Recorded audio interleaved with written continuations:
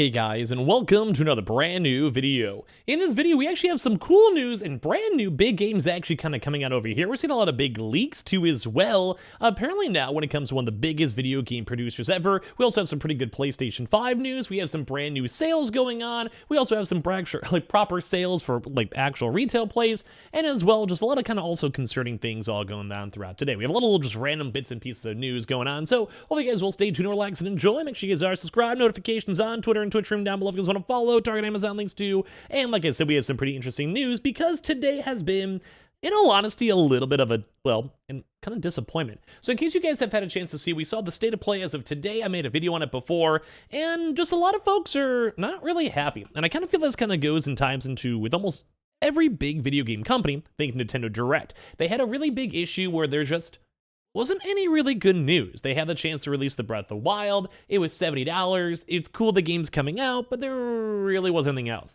And the same thing too as well with today with the state of play, where there just wasn't really that much, cool stuff. A little bit of PlayStation VR news, but nothing big, nothing major, nothing like, oh my god, I need to talk about this with my friends and text my mom. It was just kind of there. But at least for some odd reason, I was actually kind of looking forward to for this for today, maybe some Silent Hill news or, anything of the sort. But apparently now we have a big company known as Konami. I'm sure you guys have heard of them. Planning actually a big E3 2023 with a brand new Castlevania and Metal Gear Solid remake with at least a big rumor, but these leaks actually have quite a bit of merit to them. And in case you guys haven't had a chance to see, also, I don't know why am I all the way over here? So if you guys haven't had a chance to see too, we also saw that there's actually big confirmation when it comes to Ubisoft. Now, Ubisoft has quite a few different games that were in the works, but it does kind of seem like they, kind of fell off after a while. If you guys missed the news, Ubisoft kind of canceled a bunch of different games, and we are still looking forward to things like Assassin's Creed and a few other big games coming out, but there's a lot of kind of skeptical side. But Konami has been kind of dormant in the gaming world for quite some time. It's going to be very intrigued to see if it, turns out good. So according to a report, Konami is planning a big E3 2023 with a new Castlevania and a remake of Metal Gear Solid 3, and let's go look at these details. There's also a lot of other news too, as you guys have probably heard, on all the Silent Hills, a brand new Silent Hill remake, and I believe a Silent Hill movie. So with all this other stuff kind of time on in, we're seeing some kind of cool stuff. So basically that Konami is working to bring back its most iconic sagas has been an open secret for quite some time, rather than a simple rumor. The first return, though, has been officially confirmed as of now that Silent Hill with a remake of the second installment and various additional projects in the hands of third parties. According to the unverified information, now we have even more big game leaks coming out, with Castlevania and Metal Gear would be following a brand new similar path, and now that new rumors are speaking that the future of both these sagas will finally be released at E3. Now, this kind of chimes into what I was talking about before, if you guys saw that video, and if not, basically, I just want to have a few more bigger collective, hype announcements coming out. I want to go and see things like the PlayStation 5, huge, for the next 2 years. I want to see cool games and game trailers. Same thing with Xbox. I want some proper, big name, good games coming, and same with Nintendo Directs. I don't like this drip feeding, and I think most people don't really like it either, because at a certain point, you're like, should I even watch this? I'm just going to watch a YouTube video or read an article on it right after it's all done. But it does kind of seem like we're finally getting back in the swing of some of these third-party game companies trying to go and step up and release more games. So it's been in the collaborators in the newly released VGC podcast that have revealed that Konami would be having some huge plans over here for E3 2023. And these actually might be these mid-tier companies that might actually keep E3 alive, because they may not be big enough to have their own individual showcase, but maybe for E3 in the combination might be a good time, especially if Sony and Xbox are kind of moving off that.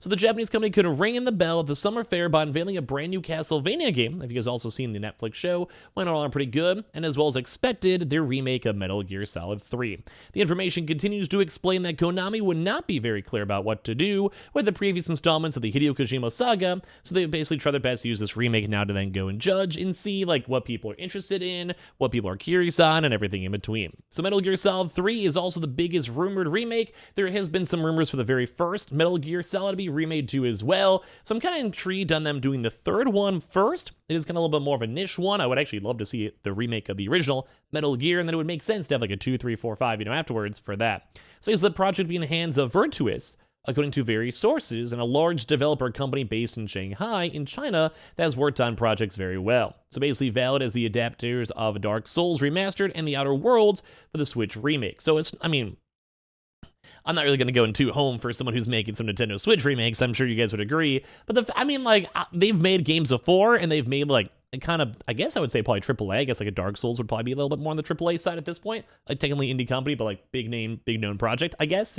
You guys know, I mean, you guys could agree or disagree or whatever, but I mean, at least they have some things underneath their belt. The company itself confirmed that they're working on an unannounced remake, further fueling speculation. On the other hand, though, in November of last year, it said that this new version is closer than ever, and recently the Raiden actor suggested that there will soon be news too. So a lot of folks are kind of pushing this towards E3, as well, it kind of makes sense. E3 would be the big, like, central hub, I guess, to go to announce and talk about this type of stuff, so at the end of the day, I kind of like it. And then Castlevania 2 as well, the truth is that they've had, like, an odd, like, I guess, like, novelty over here too. So they actually literally had a Dead Cells DLC inspired by the game, and of course a lot of stuff they'll have, well, hopefully something like cool to come out with them in the near future. But as well, we also have the Silent Hills and a few other various big games, and it kind of seems like E3 actually might be bumping back up. I mean, like a lot of folks were assuming with no Sony, Nintendo, and well, basically a lot of just kind of non-interest, I guess, in the general public that E3 might be gonzo, but I mean, if they go and segue to still having things like Ubisoft and EA and maybe even like, you know, I don't know, maybe Konami, you know, if they want to keep on going into it,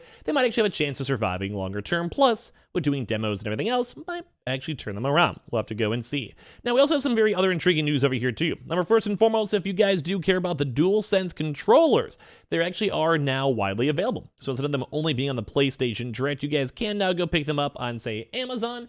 If you guys also want to check out things like GameStop, Best Buy, and all these other various retailers, you guys totally can if you guys would like. But I got to give them a pretty big thumbs up for that one. I like it. Like, I think I've heard decent things. I'm not going to buy one myself. I have my own separate Pro controller, but a lot of folks have liked it. It looks cool. It's aesthetic. If you guys want to, now you guys have options at least from Amazon, Walmart, Best Buy, Target, and all that.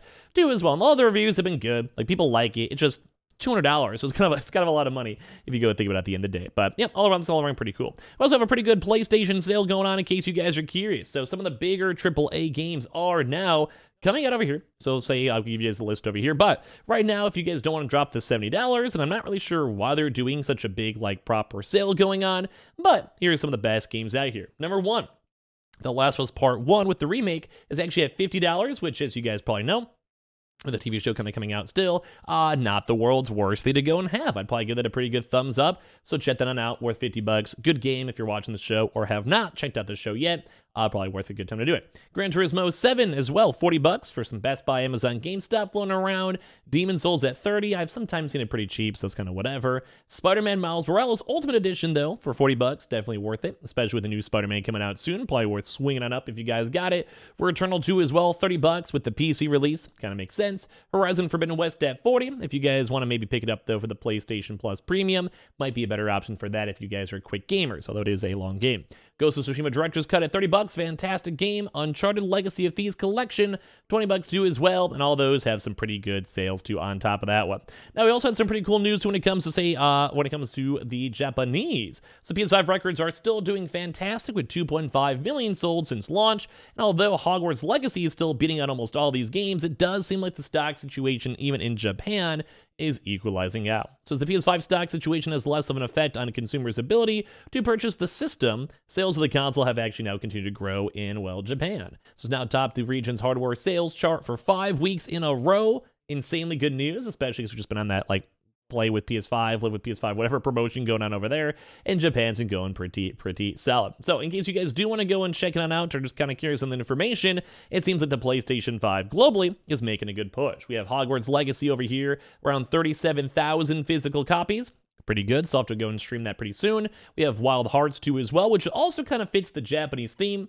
I know a lot of them really liked Monster Hunter and those types of style of games. Can't blame them, fantastic games. Pokemon still doing fantastic though, same with the Tales of Symphonia Remastered, but I did go and hear that Tales of Symphonia was a little bit of a mediocre game at the end of the day, which is, well, not good. That's probably one of my favorite games, if you guys didn't know, back from the GameCube saga.